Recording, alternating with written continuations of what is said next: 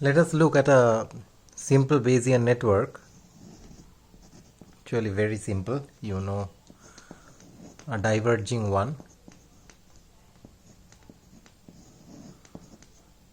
and I give you the probability values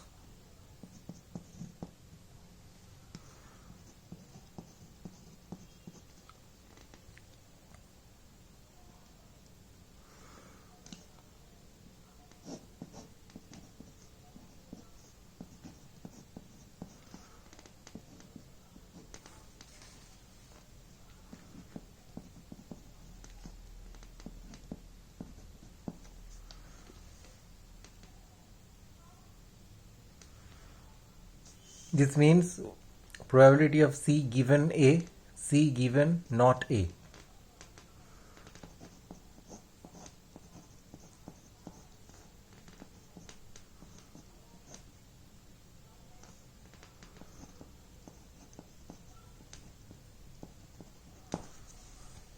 And I ask you this query.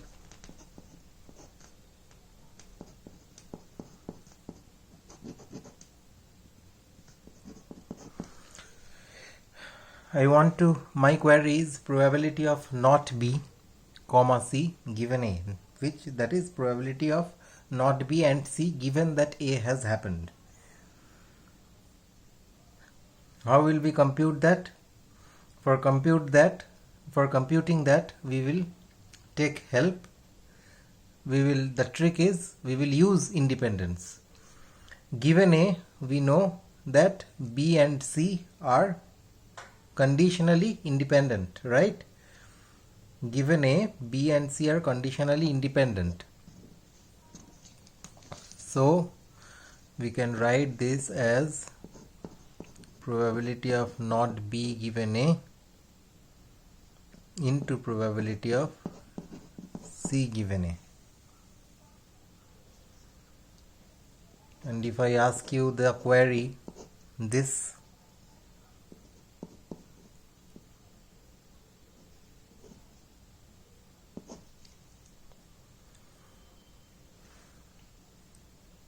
just application of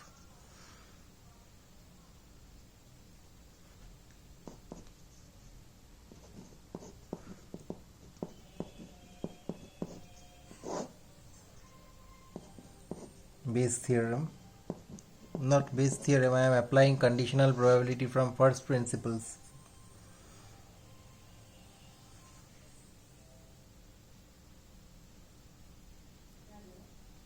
Then I can write this as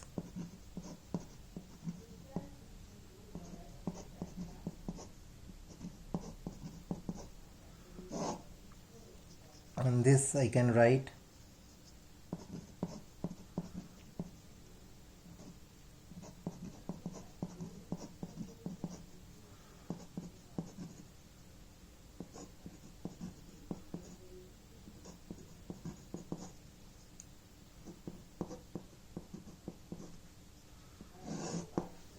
right. Given A, not B and C are independent. This I wrote using the total theorem, the denominator, right? Now I apply concept of conditional independence.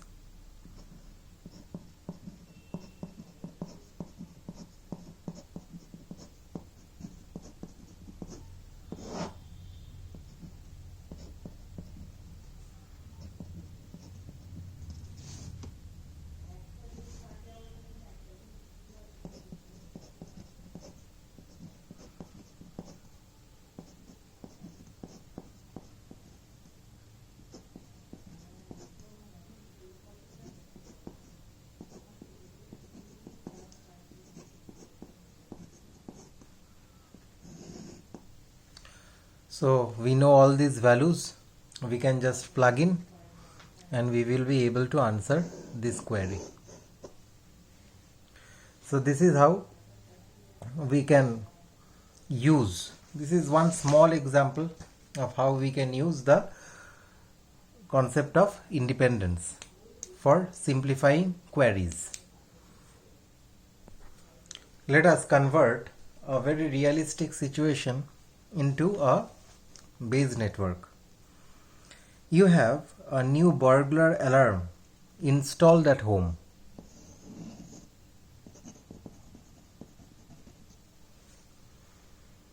It is fairly reliable at detecting a burglary, so whenever there is a burglary, the alarm will be triggered. So burglary is one of the causes of the alarm. But the alarm also responds to minor earthquakes. So when minor earthquakes happen, sometimes the alarm triggers. So apart from burglary, earthquake can also trigger the alarm. Now when the alarm has been triggered, what happens? You have two neighbors, John and Mary, who have promised to call you at office when they hear the alarm. You are at office and you have two neighbors, John and Mary. They have promised to call you at office whenever they hear the alarm. John always calls when he hears the alarm, but sometimes he confuses the telephone ringing with the alarm and calls then too. So sometimes he gives a false trigger. So the alarm results in John calling.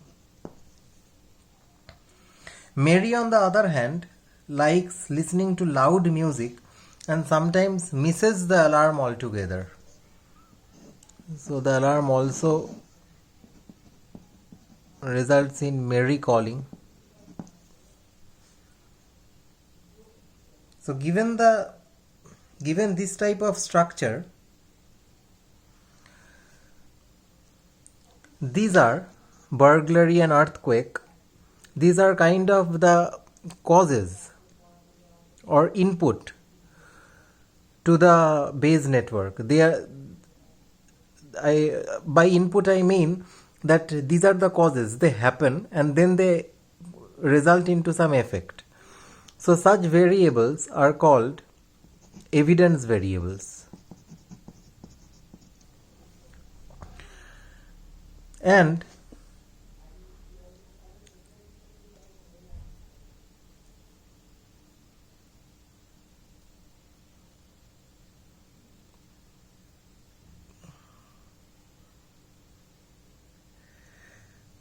these are called the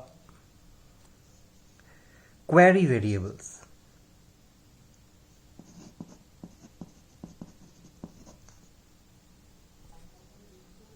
So they are called the evidence variables because we know the values of these variables and we want to put a query on these variables. So these are called the query variables, and any variable which is neither a query variable nor an evidence variable are called hidden variables.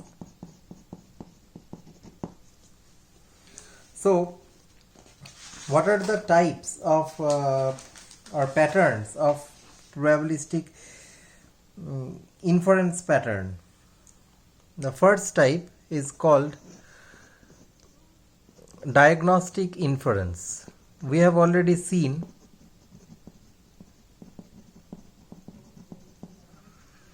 in diagnostic inference we move from effects to cause. It is like the posing the query that probability burglary given John calls. The second type is called causal inference.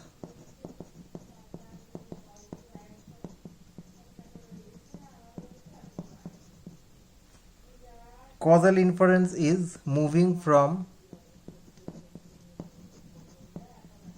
cause to effects.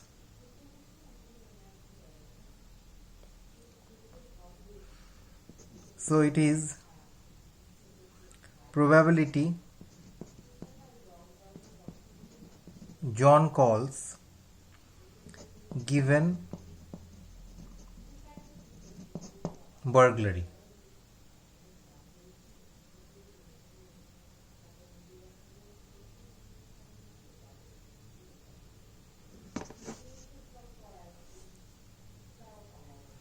The third type is intercausal inference.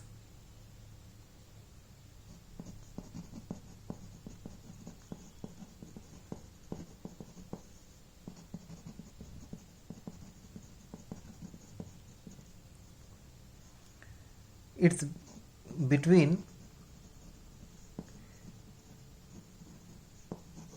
causes of a common event.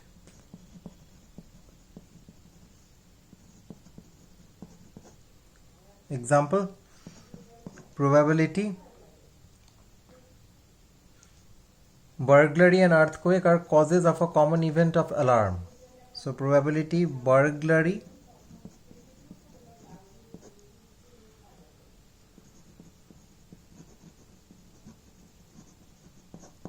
given earthquake. And the fourth type is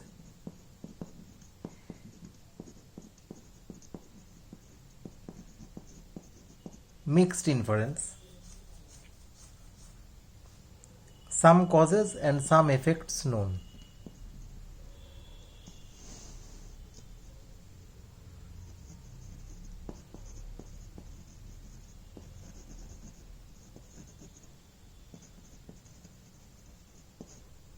Example, probability of alarm given John calls and there is no earthquake.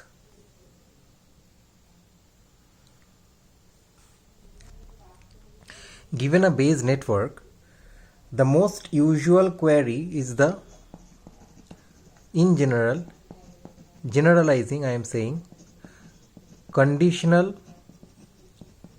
probability query of the form Px given E. Given instantiation of for some of the variables, which I denote by E, that is evidence, what is the probability that a particular node X has the value X? I want to know this. I want to know probability of X given E. I can generalize this question to the point that I want to know the entire probability distribution of X, entire probability distribution of X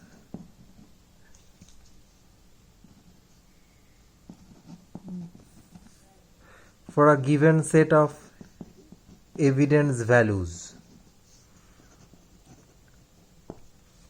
which means that I have to know if X can take off two values. For example, if it's a binary logic, so X equal to positive given evidence, X equal to negative given evidence. This gives me the entire probability distribution of X given the set of evidence same constant set of evidence variables.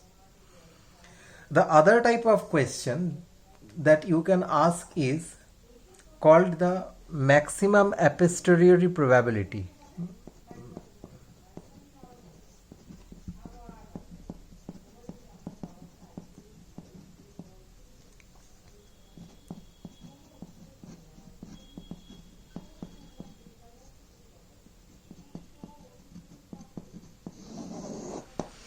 Maximum a posteriori probability means I have given you some evidence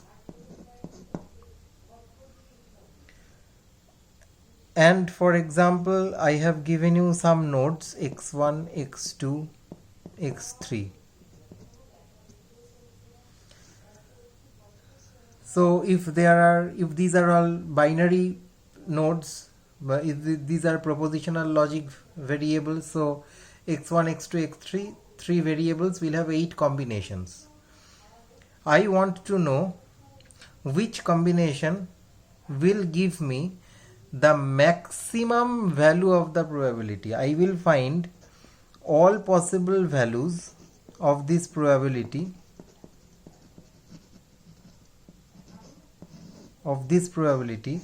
and return the max and return the x1, x2, x3 for which this probability x1 is equal to x1, x2 is equal to small x2, x3 is equal to small x3 given the evidence variable is maximum. This is called the maximum a posteriori probability.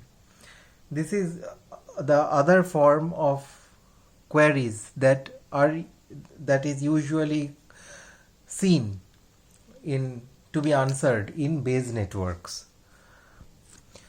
Here I will conclude our visit into probability in AI and some part of probabilistic reasoning.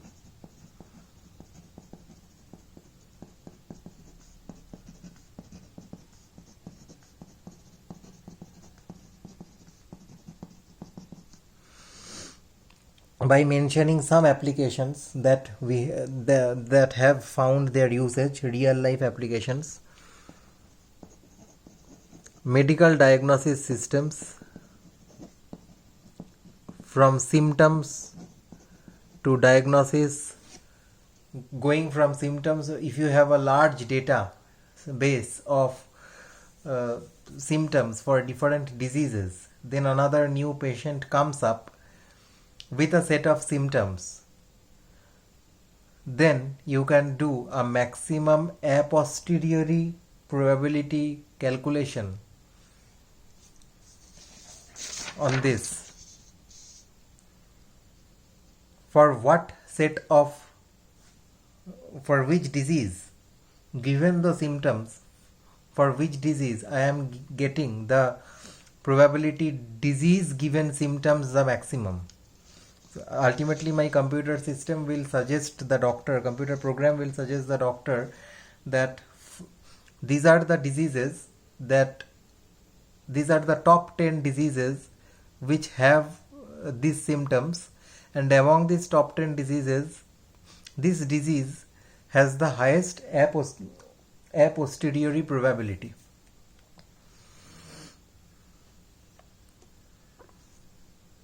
What is a posteriori, by the way? I will just tell you.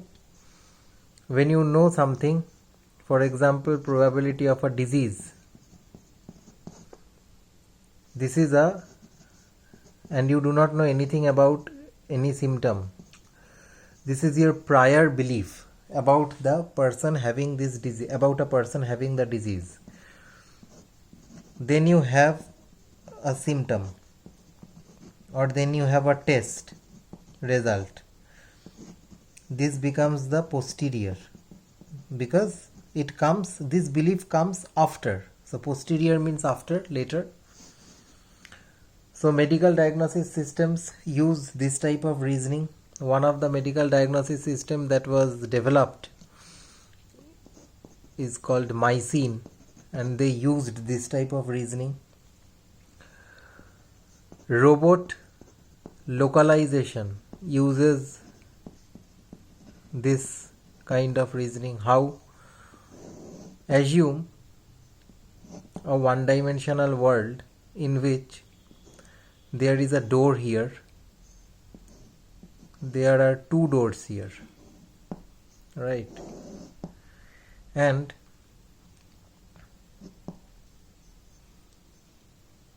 my robot is here.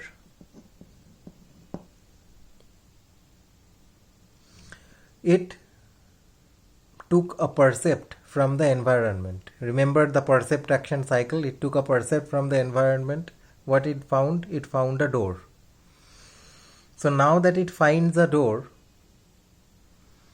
it has this map that the map of the environment is like this, but that is called map building. The map is within the robot, but it does not know where within the map it is at present. That is called localization. Localization means answering the question, where am I?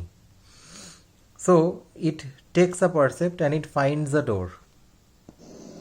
So let this be the direction of x, this be the direction of x, this is the direction of x, and I will plot the probability here.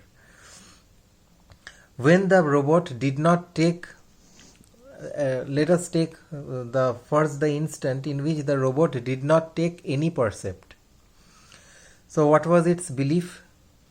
Its belief was it could be anywhere within the environment, so it would be uniform, such that summation over this will be, if this is a finite distance, so some probability, the total sum will be 1. So it's a uniform probability. Now it takes a percept. The moment it takes a percept, it sees a door. Since it sees a door and it knows the environment, what will be its belief be? Its belief will be updated that it might be at this point. So there will be a surge in its belief here, or it might be at this point, or it might be at this point. And in all the other regions its belief will be lowered. So it will be like this. This is after taking the first percept. See, Bayesian reasoning is getting applied here. Its belief is getting updated. Percept, probability, location, given percept. Then it traveled a bit, and after traveling, the robot came here, assume, and then it took a second percept, and then it again saw a door. And since it saw a door now, it knew the map, it understood that since I am seeing a second door in such short interval, I must be at this point only. I am at the second door, which means I am at this x. So its belief for this x increases much higher, but the belief for these things go down. So it will be like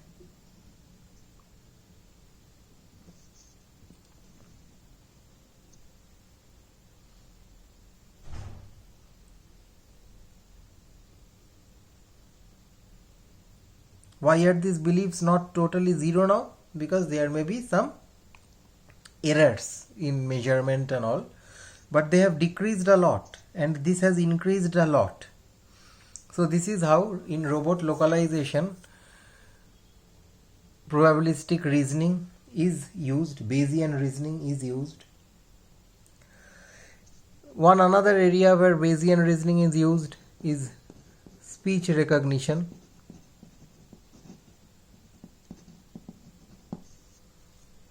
Usually we have different aspects of recorded speech waveforms like frequency. We have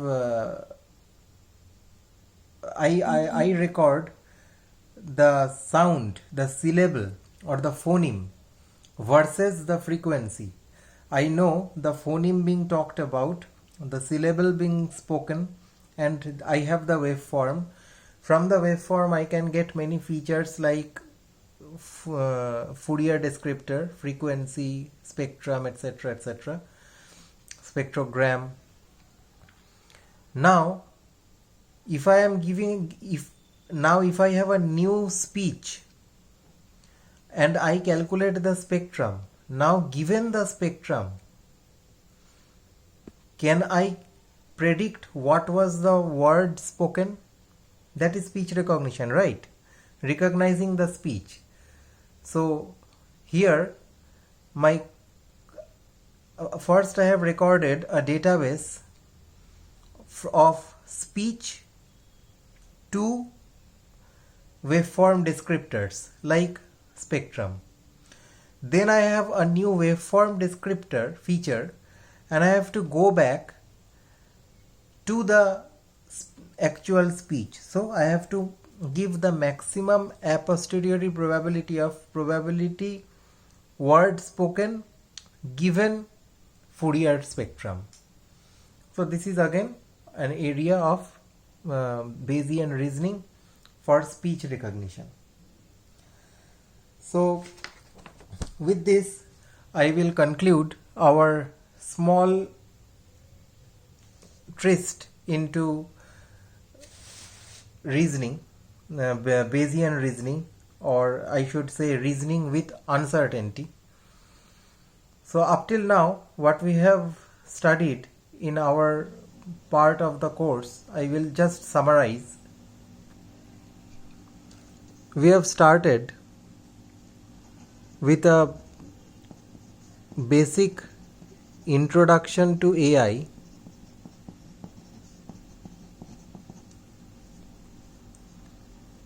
Then we have studied the structure of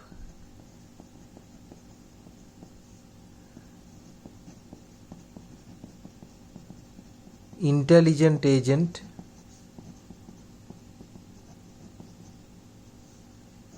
Within that we have studied different types of agents, different types of environments,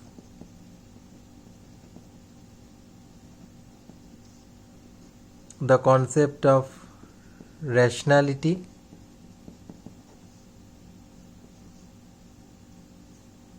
percept action cycle,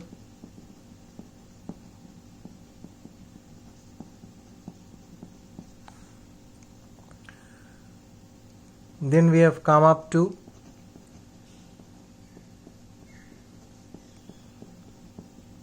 problem solving through search.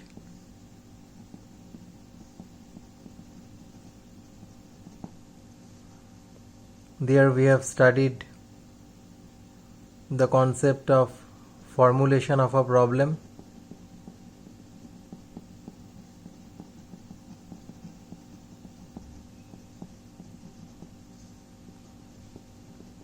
state space,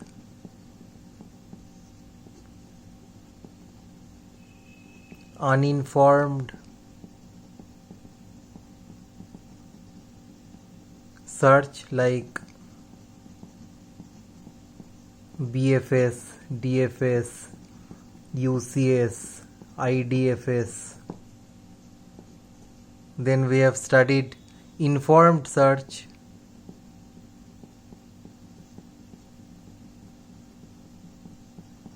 like GBFS, A*.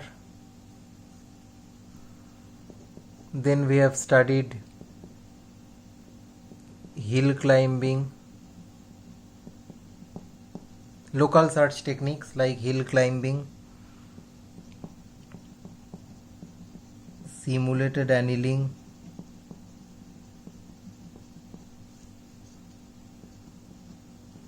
gradient descent.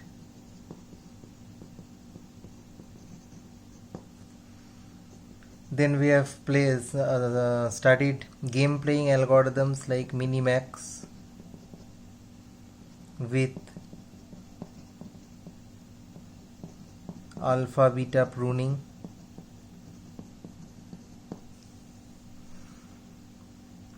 Then we have studied reasoning, among that propositional logic with theorem proving, and then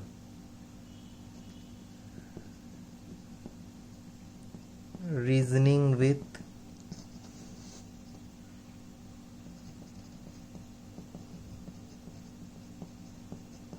uncertainty.